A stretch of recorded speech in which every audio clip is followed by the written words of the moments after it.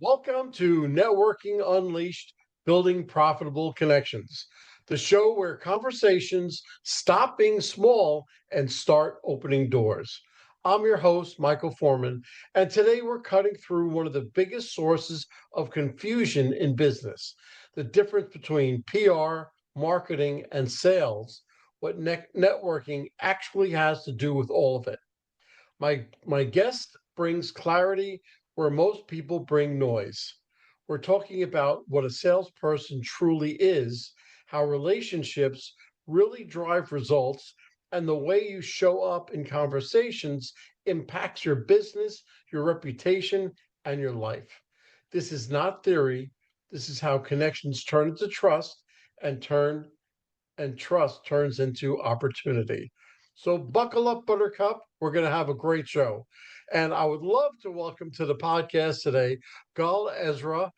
I'm not going to even attempt to go into your background. Just please introduce yourself and tell me how you got here today. Sorry, I missed just the last sentence. What was your last sentence?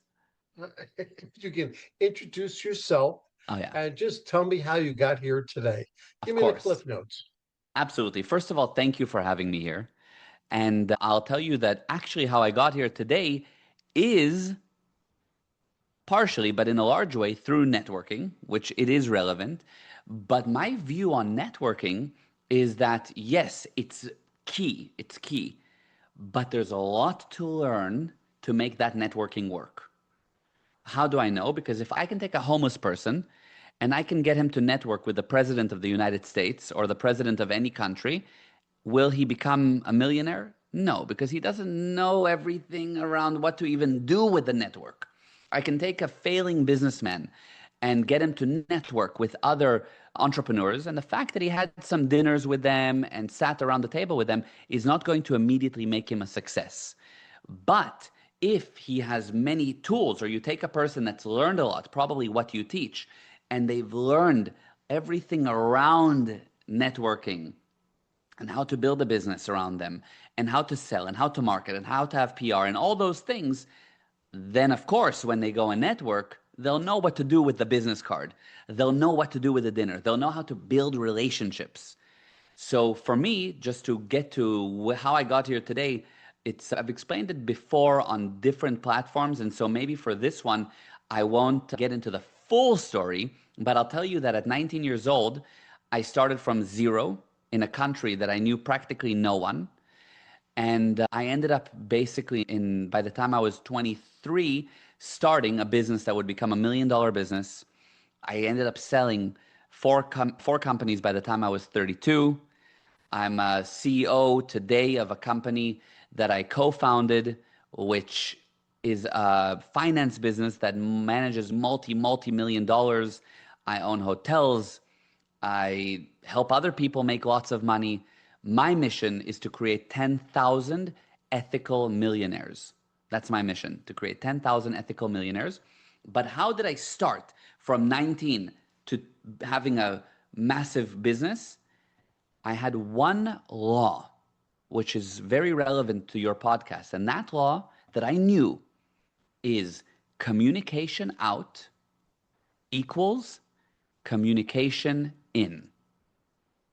Communication out equals income. If I wanted to make more friends, which is an income, it doesn't have to be just money. Income can be more friends. Income can be love from your wife. Income can be appreciation from your staff. It can be good reviews. All those are income. So I knew that if I want income, a friendship, people inviting me to things, etc., it's not going to come from me waiting. It's going to come from me communicating out. Even today in my businesses, if we don't have enough leads, I know we just haven't communicated out enough. So communication out brings communication in. And I ended up building a business I built a business that was music festivals, massive music festivals. And they started from getting 10 people together, 15 people together, 20 people together around my grandma's pool for a barbecue on the weekend, not for a ticket, not for as a formal thing, just bringing people together because I knew that I need to communicate out, and the income will come. And it did. Very good. I was so intently listening to your story that I forgot completely we were on a podcast. I was so interested in your story. Thank you. Okay. So here, let's start with a few questions. Most people mix up PR, marketing, and sales. Yeah. When it comes to networking, where do you see the biggest misunderstanding, and what does the misunderstanding cost people? Yeah. First of all, let's understand PR, marketing, and sales. Okay.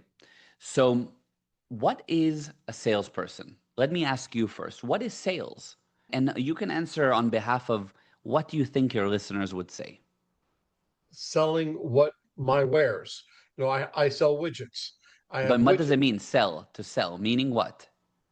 I'm going to trade what I have for what you have, money or other compensation.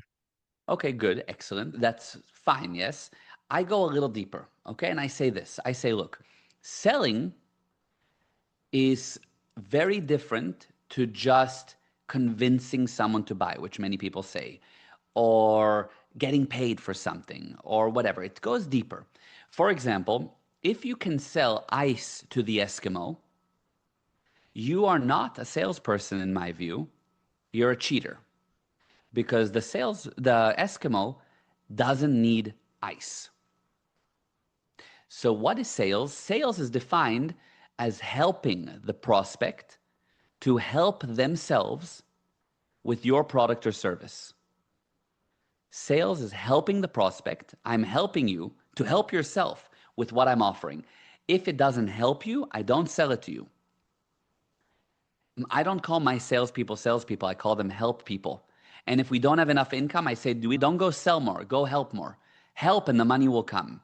So if I'm a real estate agent and I'm showing you a property and I realize that you told me you're in the market for a 3-bedroom, but I realize you need a 4-bedroom, it's my duty to help you, to help yourself by getting a 4-bedroom because that's really what you need.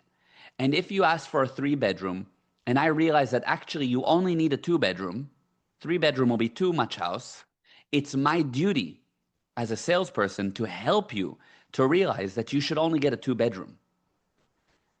That's what being a salesperson is. It's helping. Now, what does a salesperson actually need to do? He needs to let the prospect talk. You need to see how can you help the person. So the prospect needs to be the one doing most of the talking. Many salespeople do it wrong, and they do a lot of the talking. No, the prospect needs to tell you what's going on so you can discover how to help them. So that's sales, first of all. And again, this is, I could do, I don't, not that I can do, we do 5-day seminars just on sales, okay? And so I'm giving you the beginning. There's a lot more, yeah? So that's sales. Now, what is marketing? What would your listeners say is marketing? You have to you, you market you're telling everybody or showing everybody what you have and the price Yes. point. Okay, excellent. So there's many businesses that say, look, marketing is exposure. Marketing is brand awareness. Marketing is people knowing about me. It's not, because I know many businesses that had a lot of exposure and went bankrupt. And what I know is that the problem was marketing. Why? Because marketing brings money. Marketing is what brings money. And if your marketing is good enough, what you'll find is that you don't even need salespeople. If your marketing is good enough, you don't need salespeople.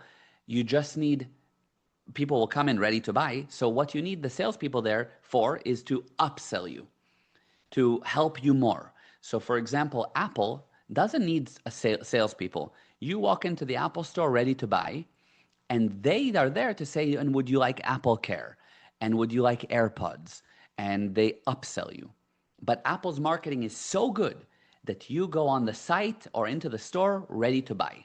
So what's marketing? Marketing is defined as making yourself known, wanted, and ultimately selling something. If your marketing doesn't make you known, then it's bad marketing. If your marketing doesn't make you wanted, wow, I want that, then it's not marketing.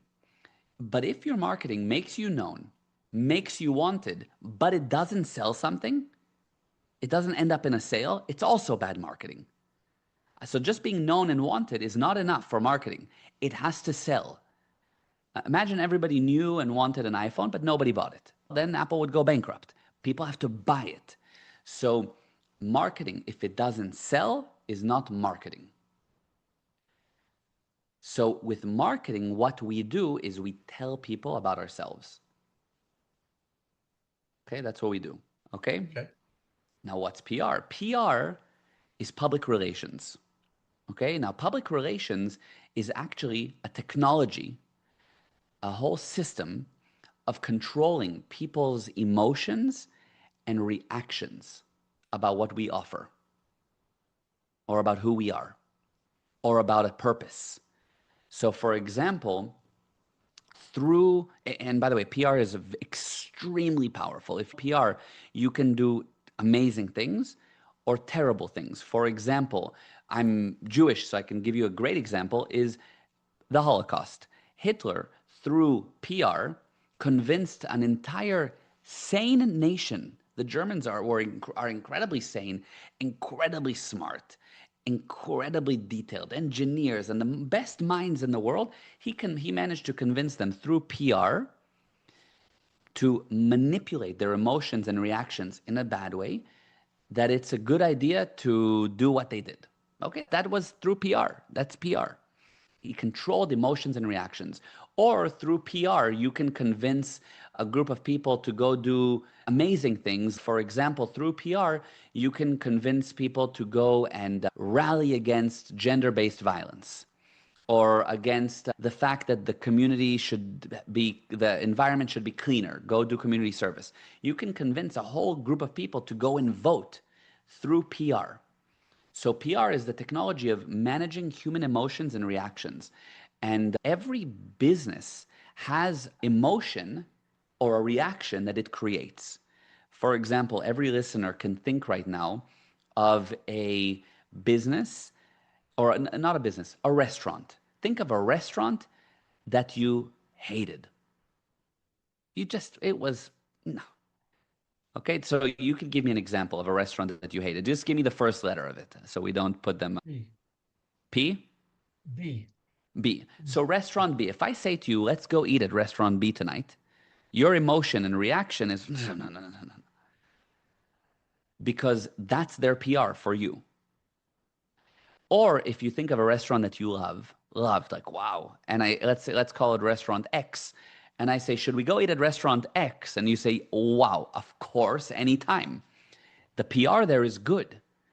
Your emotion and reaction is good, and you can change the view on someone's PR, on your emotion and reaction through the technology of PR. For example, you can take a celebrity that at one point was hated, and all of a sudden they become very loved. Okay? Or maybe just you didn't like them. Let's say at the beginning, Justin Bieber only appealed to 14-year-old girls. And through PR, they changed it that even adults love Justin Bieber. He became much wider. That change in the emotion was done through PR. So in summary, the difference between sales, marketing, and PR is this. With marketing is what we say about ourselves. Okay, what I say about myself. That's marketing, what I say about myself. PR is what others say about me. Sales is what the prospect says about himself. Okay. And that's the simplicity of it. Now, every one of those has data and knowledge and technology, and you need to learn it. But once you know it, you become a magician, an income generating machine. Yeah, and people spend their whole life in trying to learn it. Yeah, And I've employed marketing graduates that couldn't define the word marketing for me. You're right. They don't know it. yeah, yeah. Okay. If networking were treated less like promotion and more like reputation, that would what would people need to stop doing immediately? Stop being interesting and become interested. Okay. Okay. So, what most people do is they go around being interesting. Look how interesting I am. They make a big thing out of themselves. They're interesting. Now, you know what is very interesting? The only interesting thing in the world is the physical world around you, objects. This phone is interesting. You can look at it. This phone was never interested in anyone. The phone never asked me, how is my day? So objects are interesting. Human beings can be interested. But if you become interesting and you are important and you need everybody to look at you and you are interesting, but the minute that you become interested in others, where I actually care, genuinely, I care to help you, I care to learn about you, I actually want to find out what's going on and where I can add value. The minute I can do that, now it's real. Is that your wife and daughter? Yeah, I was just saying hi. Yeah. With networking, if you go in with what's called a servant's heart, if you Hmm. go in looking to give rather than receive, it takes all the pressure off your shoulders and you're seeing how my biggest line when I sit down, I'm speaking with somebody, it's like, Gal, I like you. I like the way you do business. How can I make you more successful? Can I Hmm. be a good referral source for you? And Exactly. and they say, Mike, I don't know what the hell you do yet. And you've already trying to make me more successful? Yes. And so once I do that, really opens up a whole new world.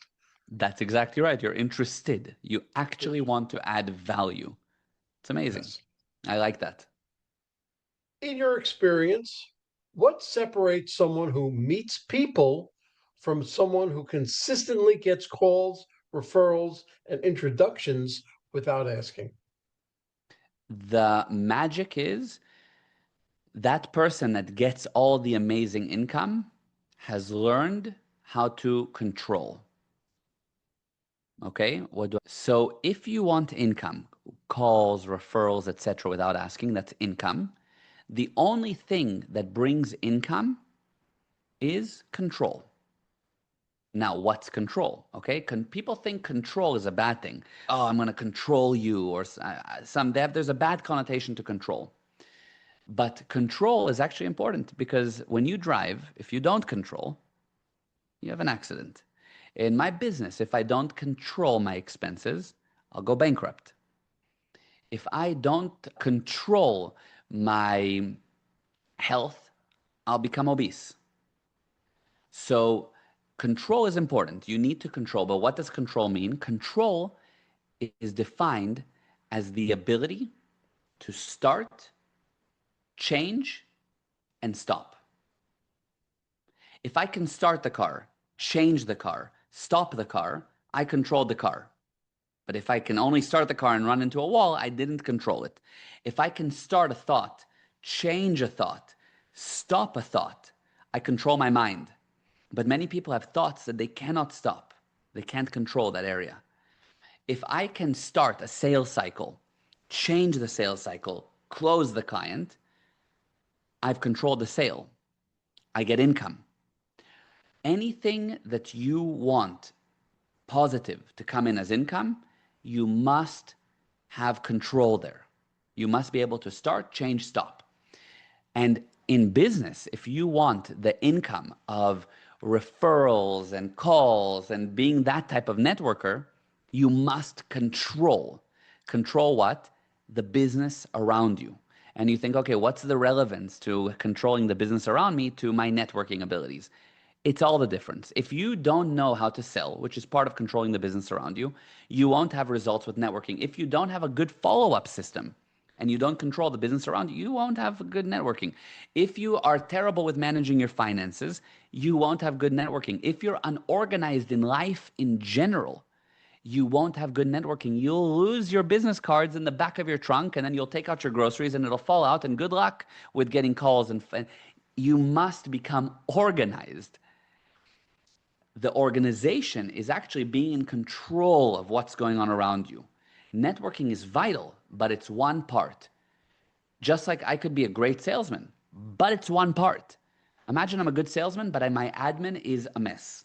And I forget to follow up for payment. I don't follow up people for payment.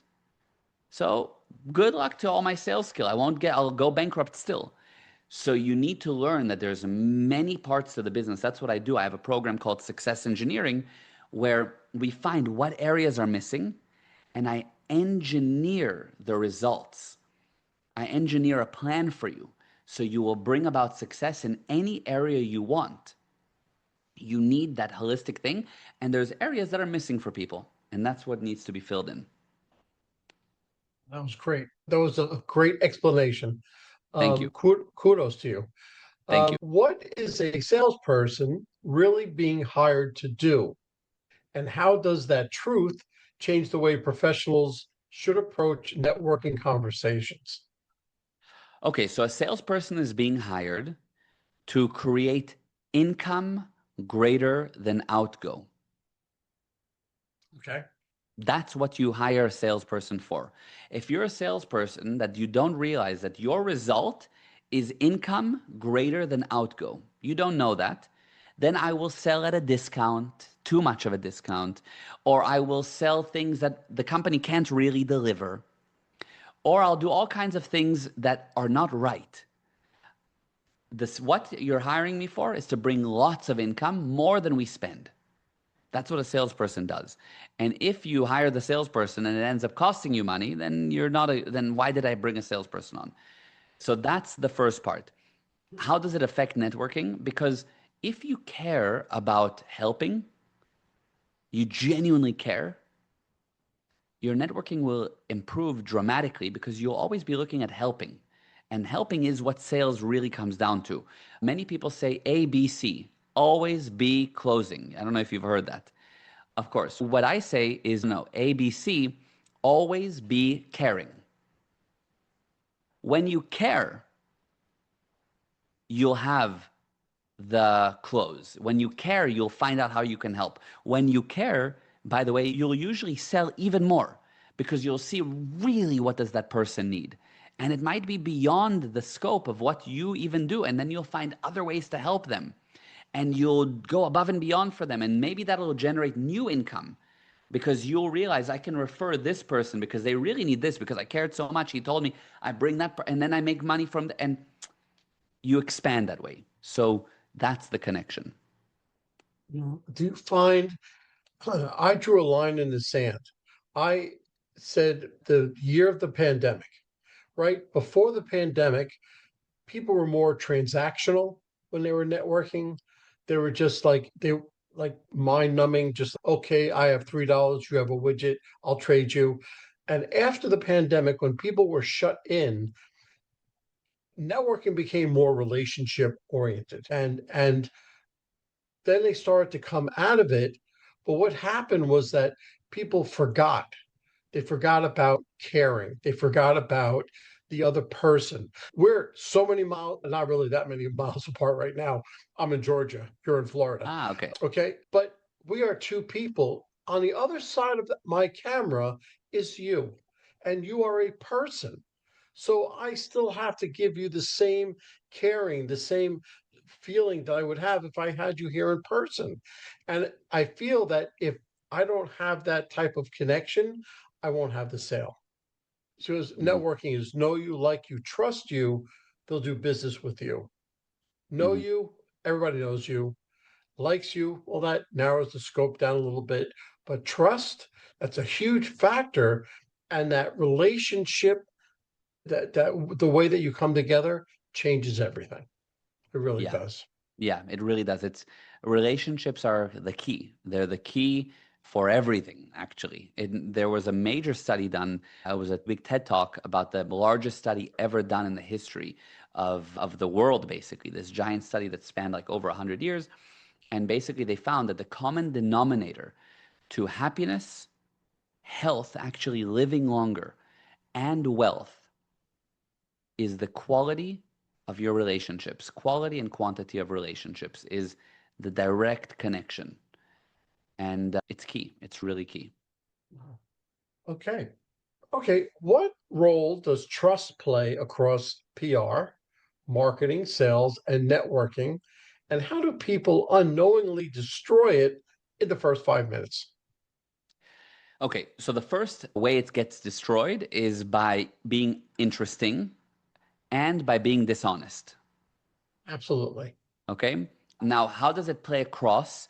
Because what happens is trust is just actually, it's usually a PR connected thing when there's a distance. Okay. If I don't personally know you, but I heard of you, it's a PR thing. I didn't meet the executives of American Express, but I trust the company.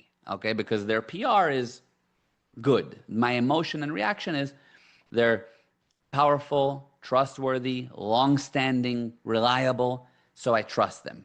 But if there was a big scandal that the American Express company was losing people's money and the PR would be destroyed and the trust would go down with it. So that's something that needs to be there, right? That trust has to be there. And when the trust is there or when any good PR is there, when you have good PR, it opens the door for marketing to go through, okay? Or for sales to go through. But imagine that I was marketing to you restaurant B's, which we talked about earlier, restaurant B's new special, and I was marketing it to you. And it's amazing, and it's so good, and it's the best price, and it's the most delicious. And it would be very hard for that marketing to actually penetrate and arrive to you because the PR blocked it. You don't like that place. But if I could change the PR or enough marketing or enough sales happen, I could get you maybe to look at it. But it's much harder. Good PR, if you love restaurant X, good PR, somebody says to you, should we go eat there? They're the salesperson. It's your husband or your wife, and they come to you and they say, hey, at that exact moment, you're like, I'm sold, let's go because you love it. Or you see their new marketing and you say, yes, I want. Being a former restaurant owner, I know exactly what you're talking about Uh-huh. because we had an old saying that serve one bad meal, they're going to tell 10 people. But if you serve one good meal, they won't tell anybody. Uh-huh. So you have to once you get that bad review or bad meal by person, you have to really go above and beyond, take care of it, pay attention to it, and just explain to them what happened, whatever it was, or just it was just bad food. But you just have to counter it 10 times to one, Yeah, and 100%. it's unfortunate, but that's the Yeah. way that restaurants itself works. Yeah, and side Um, note to that, by the way, I've worked with a couple of restaurants, and there is a common thing that they don't, people that are satisfied don't go and refer, or you don't have any real connection to who sits at your table. They come, they go. I work with restaurants and I handle that. There is a way to get them to refer, there is a way to get them to remain connected to you. And that's a side note, but any business can get happy customers to refer. That actually should be the purpose. Just some yes. people don't know how to do it. That's just a side note. Yep. No, I've taken. You've seen relationships drive outcomes in business and life. Yeah. What behaviors quietly build long term goodwill even when no deal is on the table? What behaviors quietly build? Well, can you say it again? Sorry. What behaviors quietly build long term goodwill, even when no deal is on the table? Ah, what happens is this: your next deal, the goodwill that you establish, is actually defined by the previous deals you've done. Okay? Imagine that we go there are four levels of exchange. Okay? Exchange is I give you something, you give me something. Okay, that's exchange. I pay you for something, you pay me back. Okay? Now, there's 4 levels of that. The lowest level is this. I go to a store and I give them $1 for a chocolate. They take the $1 and run. I got nothing. It was criminal exchange, ripoff exchange. They stole from me and I got nothing. The level above that is I go to the store, I give them $1 for the chocolate. They give me the chocolate, but it's ripped open with a little bite taken out of it. I got something. It's not what I asked for. Partial. It's partial exchange. I go to a restaurant, I order a steak medium rare. I expect it to be warm. It comes to the table, well done and cold. I still got a steak, but it wasn't what I ordered. It was partial. The level above that is fair exchange.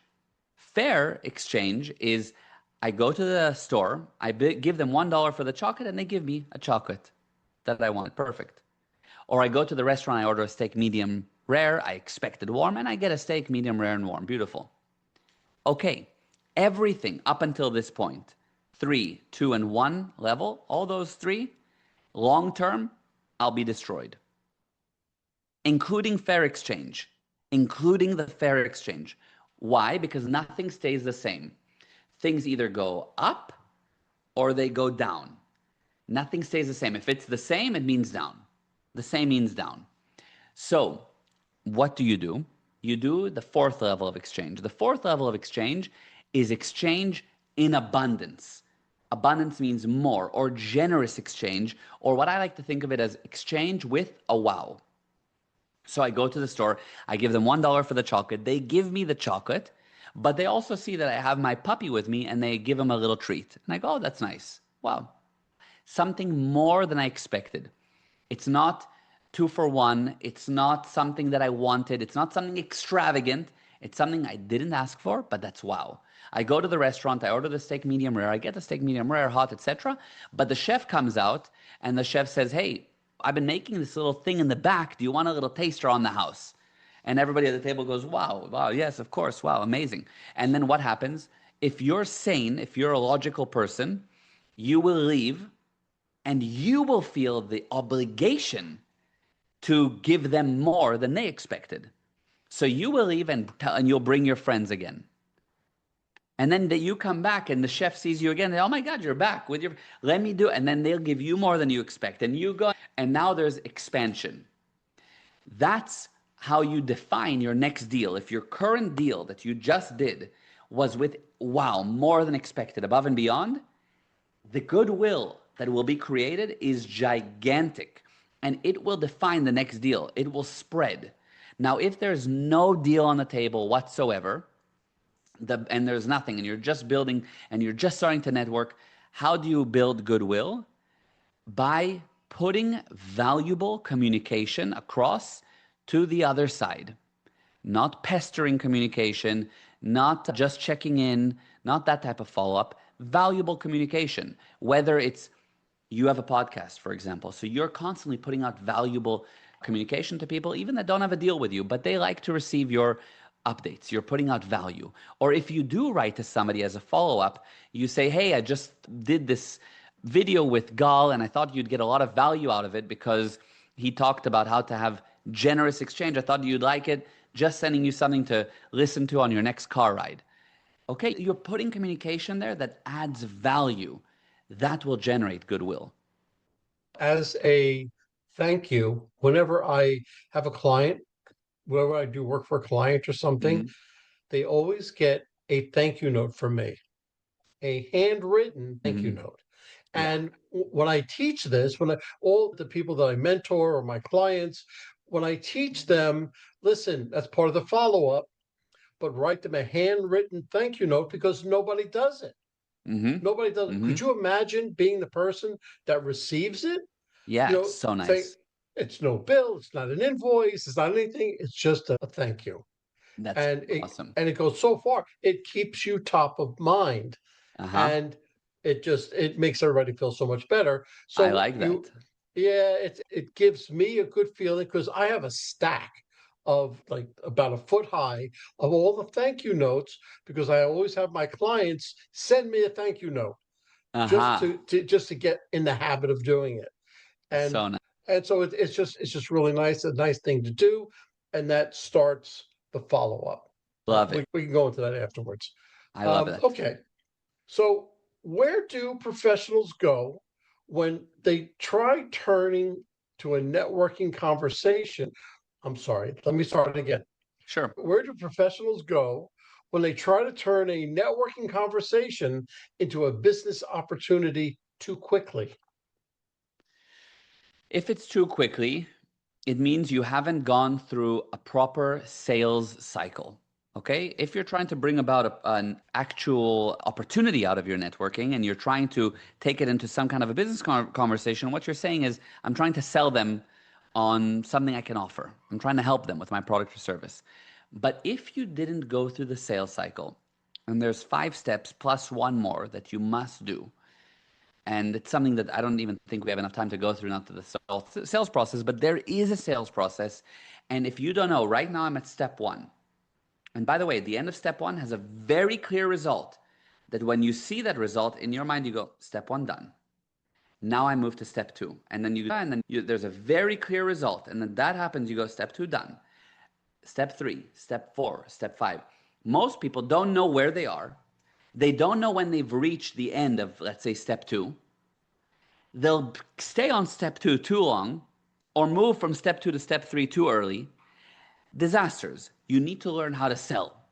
Now, it's not manipulation. I am heavily against any manipulation, techniques, any of that. It's just simply, how do you build actually a relationship, and how do you actually discover if you can bring value through real care?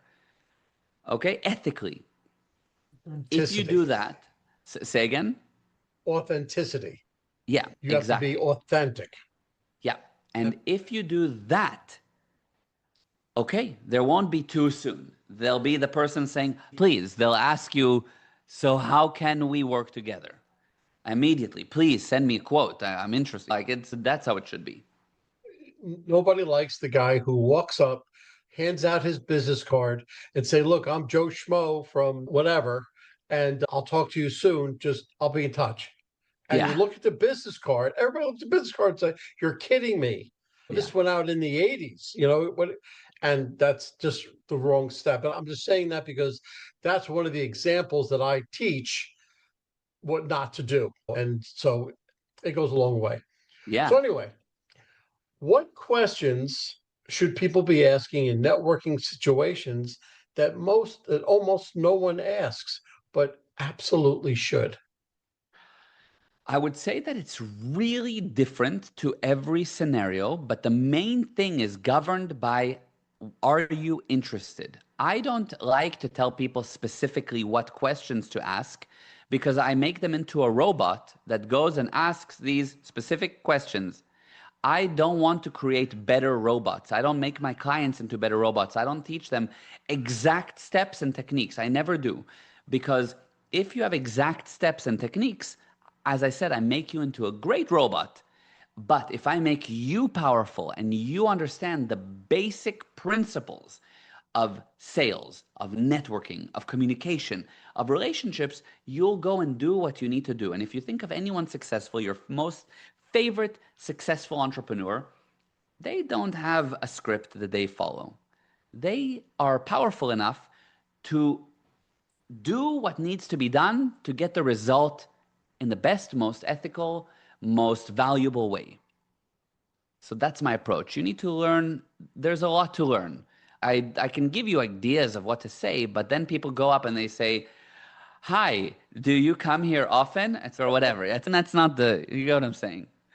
Yes, I know exactly what you're saying. Yeah. You just have to be yourself and be relaxed. And it's easy for you and I to say, be relaxed, be yourself, be authentic.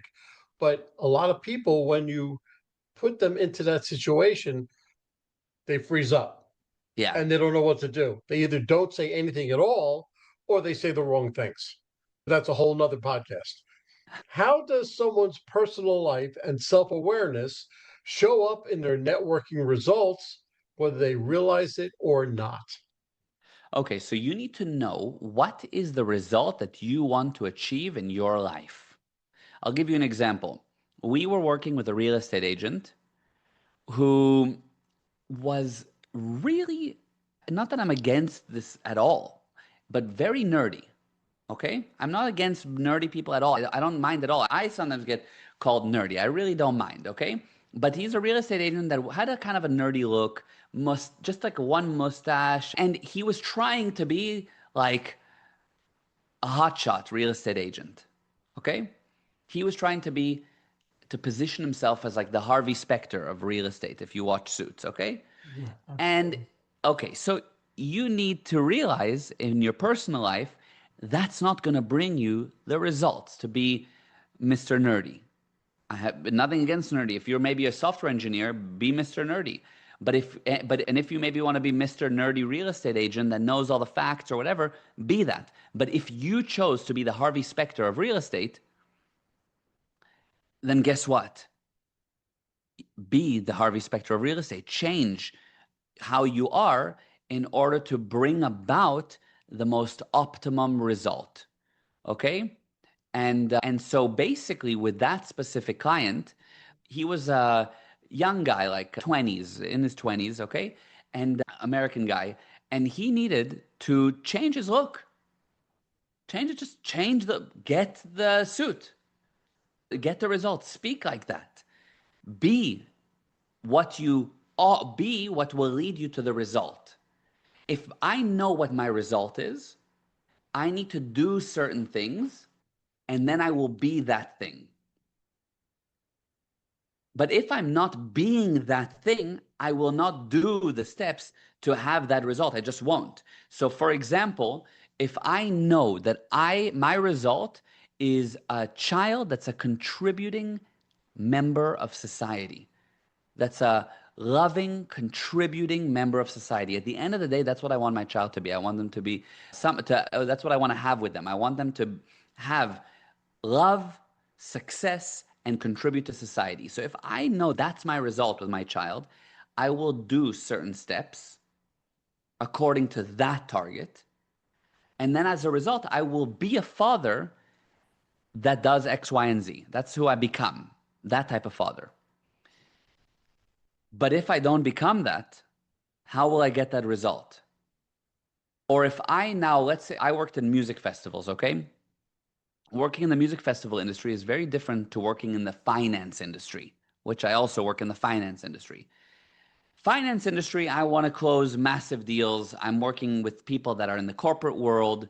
There's a certain culture, and I want to have the result of a growing, expanding finance business through clients that are getting cash flow and are able to grow their lives and their businesses through the use of funding. Okay?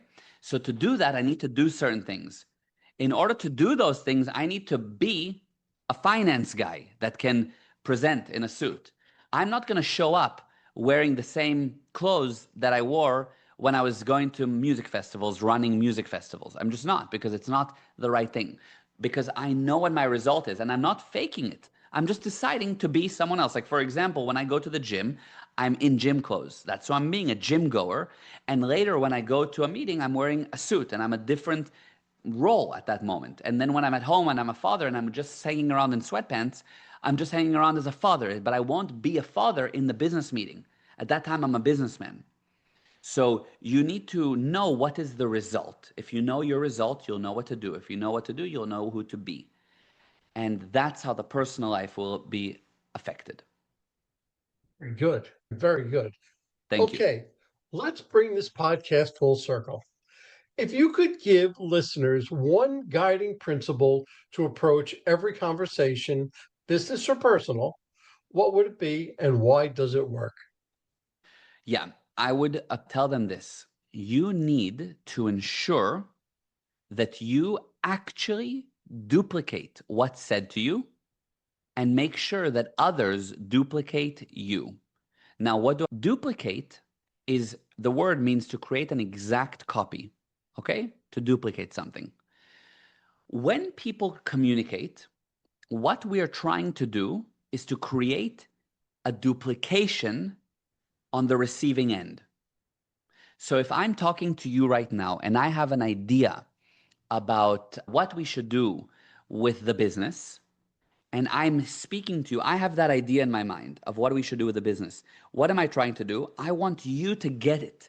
I want you to get this idea, a copy in your mind, and you go, oh, I see what exactly you're thinking about. Or if I'm talking to you and I say to you, the fluffy dog with white spots walked and ate some chicken.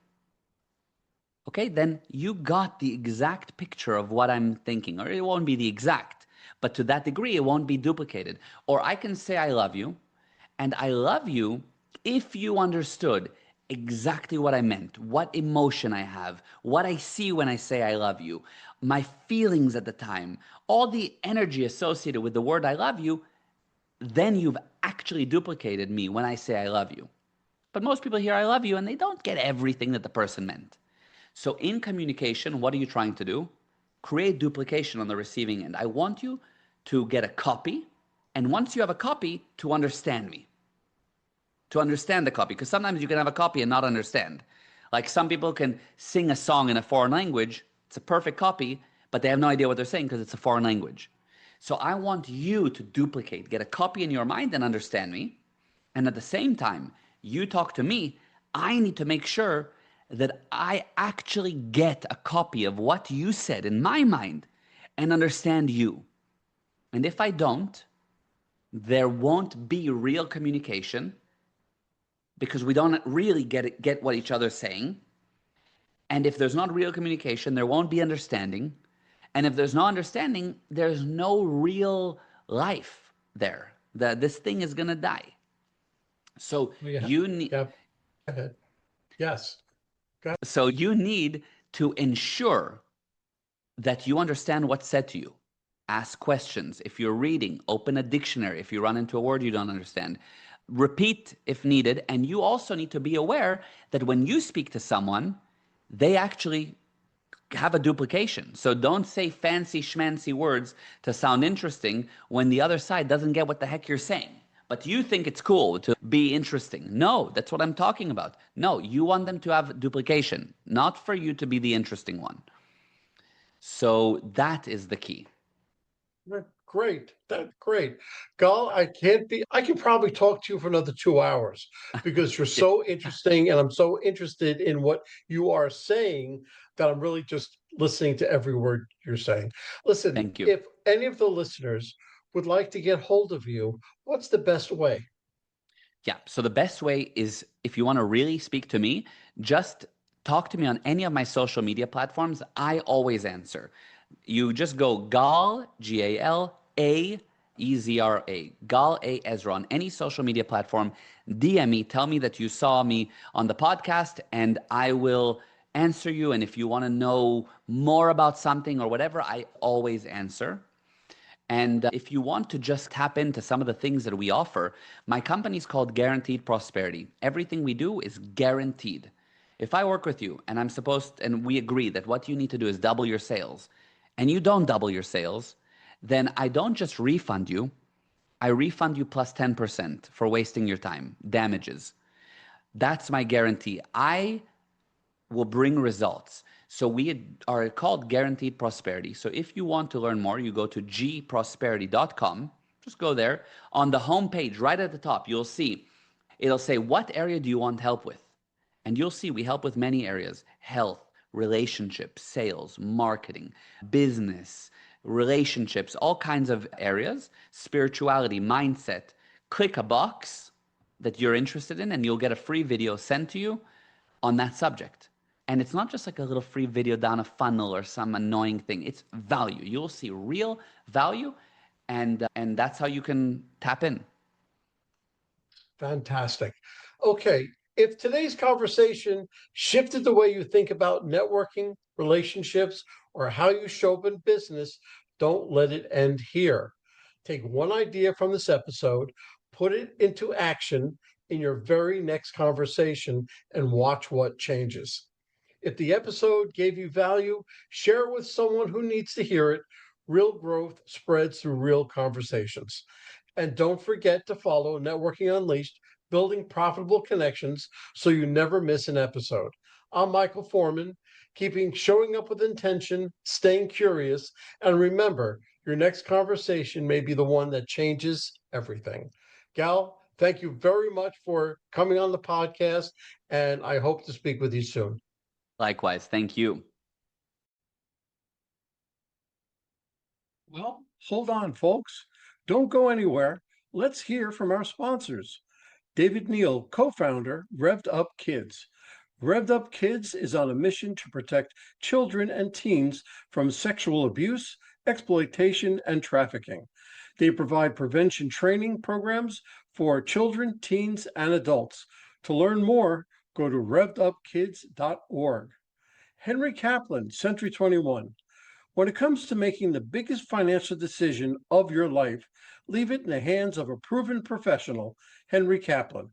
Henry is a global real estate agent with Century 21, celebrating his 41st year in business.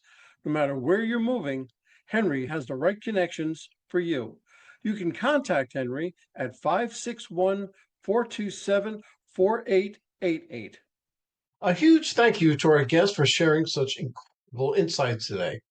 And of course, a big shout out to you, our amazing listeners, for tuning in and spending your time with us.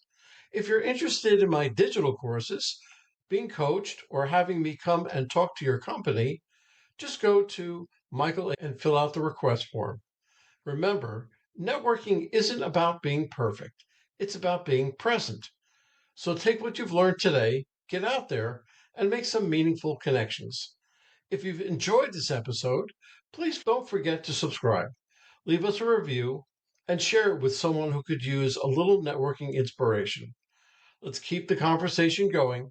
You can find me on Apple, Spotify, Pandora, YouTube, or my website, forman.com/podcasts.